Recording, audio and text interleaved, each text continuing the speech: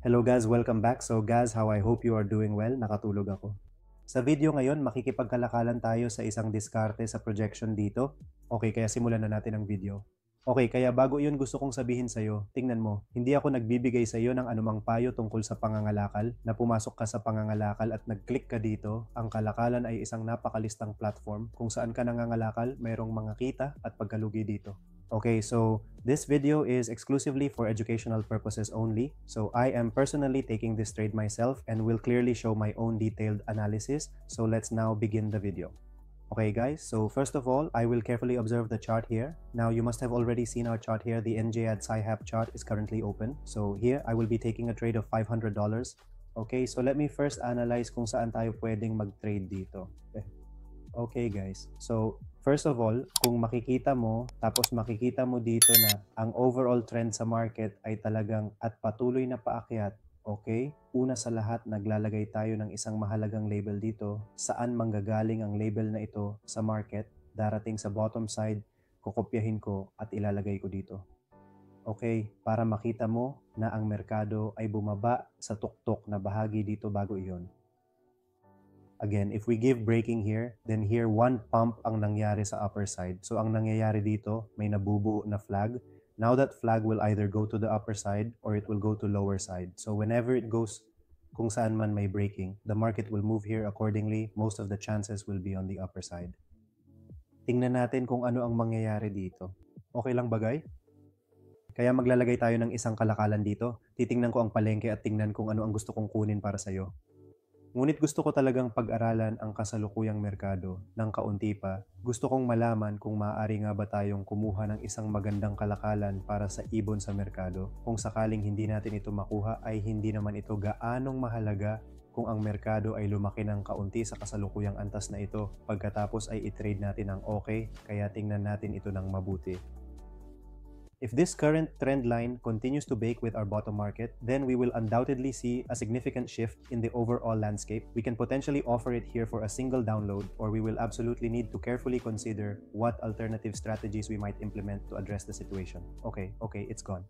Kaya sa ngayon ay papababa na ang palengke, kaya mahalaga na maghintay tayo at obserbahan ng mabuti ang sitwasyon, okay, para makita mo ang buong larawan dito at makapagpasya ng tama. Bumaba na ang market, kaya sa tingin ko tumataas ang selling dito. Kaya guys, pinindot ko ang $500 na kalakalan dito para sa mga nagbebenta. Okay. Bagamat tumaas ng kaunti ang aking kalakalan at ngayon ay ayos na, ang ating pulang kandila ay mabubuo. Kung ito ay mangyayari ay ang ating pangangalakal dito ay maaaring kumita at kung ano ang mangyayari sa merkado ngayon.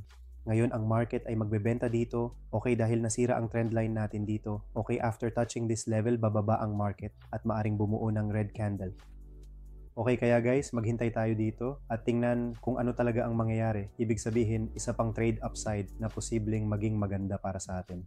Pinindot ko kasi mali ang entry namin. Dapat talaga ay red ang pasok namin dito sa parting ito ng chart. Ngunit sa kasamaang palad ay andito na ang aming entry point. Kaya naman, bilang tugon sa pagkakamaling ito, agad kong pinindot at nagdagdag ng isa pang trade sa itaas ng kasalukuyang posisyon. Maghihintay tayo ng matiyaga. Okay guys, para makita ninyo mismo ang magiging resulta ng ating desisyon. Gaya ng sinabi ko kanina, may nabuong malinaw na pulang kandila dito sa bandang ito na nagpapakita ng pagbaba ng presyo. Dahil dito, at lalo na sa aming medyo huling pagpasok sa trade, ang resulta ay natalo kami ng isa pang trade dito sa pagkakataong ito. Pero sa amin yung upper, so ngayon nakikita namin dito yung GBPSD. Sa GBSD, pwede maglagay ng isang level dito, okay? At maaari pa tayong maglagay ng isa pang level. Ang isang mahalagang punto dito ay ang merkado ay talagang gustong pumunta sa antas na ito at sa kasalukuyang antas na ito. Kaya dito nakuha namin ang signal, ngunit sa pangkalahatan, kailangan naming isaalang-alang ang kapangyarihan ng trend. Kung naiintindihan namin iyon, maaari kaming kumuha ng kalakalan. Kung ito ay isang magandang antas para sa amin, tingnan ang merkado ay tumaas mula dito. Ngunit kung ito ay nagbibigay ng pahinga, maaari naming isaalang-alang ito dito. For the word Axel, otherwise, I will not consider it as a green candle. We can consider it a red candle if the market remains below, then it is perfectly okay. So here, I have carefully placed 2 trades for one significant downward move. Alam mo kung bakit ako naglagay ng downside trade dito? Dahil ito ang antas at ito ay isang napakahusay na antas kung titingnan mo dito. First, isang magandang logi ay nabuo. Second, isang doji ay nabuo. Ang antas na ito ay sumusuporta. Kung pula kahapon, berde ngayon. Muli, ito ay isang pulang antas ng suporta sa likod na bahagi. Kung palakihin pa namin ito, malinaw mong mauunawaan na ito ay isang napakahusay na antas ng suporta.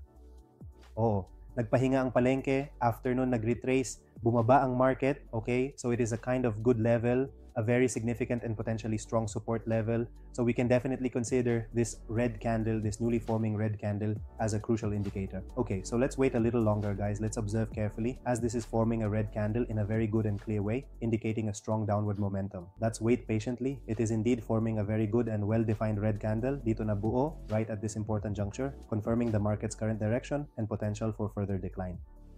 3-1, ang antas kung saan namin inilagay ang kalakalan. Nakikita mo inilagay namin ang kalakalan sa antas na ito. Kung gusto namin, naghintay kami ng kaunti. Isa-isang magandang antas narito. Kung maglalagay tayo ng pagsasara ng kalakalan sa itaas na bahagi ng kahon, magiging mabuti. Naisip ko na magbibigay tayo ng pagsasara sa antas. Maaari itong gawin para sa pulang kandila. Okay, ang chart ng JPY ay nabuksan dito. Sa GBP JPY makikita natin ang one label dito. Napakahusay, makikita mo ang isang ito. Dito isang berdeng kandila ang nabuo at pagkatapos ay isang pulang kandila ay nabuo.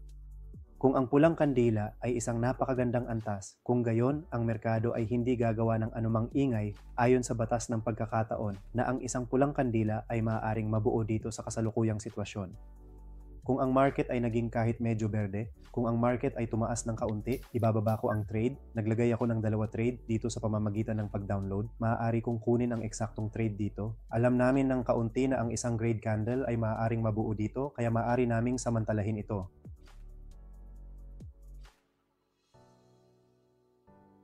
Okay, so guys, ito ang berdeng kandila. Walang anumang problema, kami ay talagang kumikita dito, walang anumang problema. Kung ang merkado ay lumaki pa ng kaunti, pagkatapos ay kukuha ako ng isa pang trade para sa downside. Kung ito ay umabot sa antas na ito, pagkatapos ay kikita ako ng kaunti pang kita, mga kaibigan. Kaya, naglagay ako ng 2 trades dito ngayon para sa merkado, sa kasalukuyan, sa ngayon. Ang huling trade na ginawa namin ay sobrang random, napakabilis, hindi namin dapat ginawa, ngunit walang problema. Ngayon, kung ano ang nangyayari dito dahil sa isang berdeng kandila, nasukat ko ang antas na ito sa ilang paraan, ang paraan ng pagbebenta dito noong nakaraan. Kaya ang pagbebenta ay dapat na nangyari sa kandila na ito. Okay lang sa kandilang ito pero walang bentahan dito. 10 pindutin ng Y para sa word. Sa tingin ko kung merong nagbebenta dito, ito ay nangyari sa kandila lamang. Well, dapat may red candle, pero dito hindi nabuo ang red candle, ibig sabihin may breaking dito at pataas ang market natin. So that is mag-a-apply ako ng psychology dito at mag-present ng absurd calculation. So guys, makikita nyo dito na kumikita na ang market natin dito. Okay guys, so sa ngayon dumarami ako.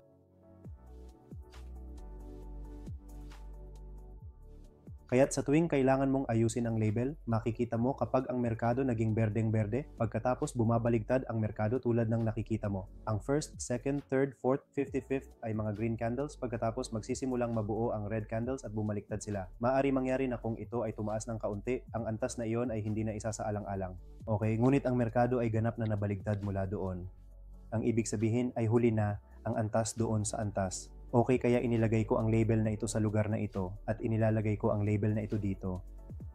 Okay, so we can consider a buying trade. Okay, so I have placed a buying trade of $500 here. So let's get, guys, it will be a green candle here.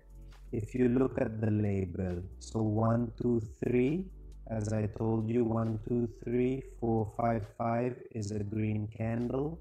Okay. After that, 1 red candle. Okay, here, what is our reverse scenario? If we down it a little bit, then malalaman natin na bababa ang market from this level, and after taking our support, it will continue upwards. Okay, kaya ang mabait na suporta ay gagana tulad ng suporta. Ang support area ay ang lugar kung saan nagsisimula at pumapasok ang mga mamimili. Kaya sa kasong ito, ang mga mamimili ay may salita dito. Ted Piskari Hasulates, see guys, ito ay magiging berdeng kandila, kaya kahit ano ay maaaring mangyari. Maaari itong maging berde at ang huling wax sa ibaba ay maaari ding maging pula. Okay, the market is currently pumping, okay? So it is indeed a profitable trade. So as you clearly saw, I told you, didn't I, that whenever you have to observe the market, it should have ideally happened at this crucial level. It should have effectively reversed. After that, you absolutely have to place the support level properly and precisely, okay? You have to manage it carefully. After that, you really have to understand what exactly the entire scenario entails within it. Kung hindi mo naiintindihan ang senaryo ng candlestick psychology, hindi ka makakapag-trade. Kahit alam mo ang suporta at paglaban, kung hindi mo alam ang candlestick psychology, hindi mo mauunawaan ang mga bagay. Kaya ang mangyayari ay sa psikolohiya. Sa tuwing hindi kayang tuparin ng market ang anumang gap upang matupad ang gap na iyon, ang market ay umabot sa antas na iyon. Hindi rin papunta doon sa level na yon para nakaupo na ang mga mamimili at nagbebenta, kinukurot sila ng mga nagbebenta o mamimili at kung ano ang ginagawa nila doon. Magpapa-activate sila doon.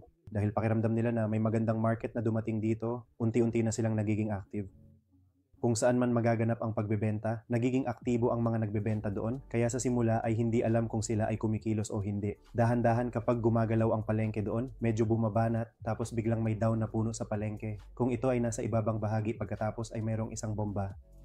So these are some scenes of psychology and market psychology. So this was it, guys. Sana nagustuhan nyo itong video na ito. Kung nagustuhan nyo ang video, then please like the video. And if you are new to the channel, then please subscribe to the channel. Thank you so much, guys. Waiting for watching this video. Bye-bye.